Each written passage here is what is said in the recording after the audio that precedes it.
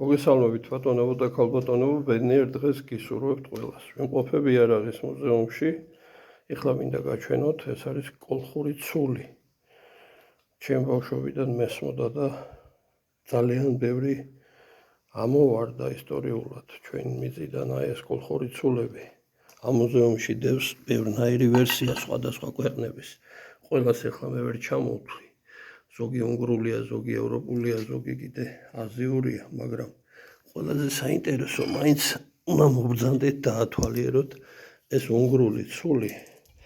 ამავე დროს საინტერესო არის ხელჯოხი. არის ესეთი წვეტიანი საძგერებელი და აქვს კიდევ ესეთი ცულის ფუნქციაც.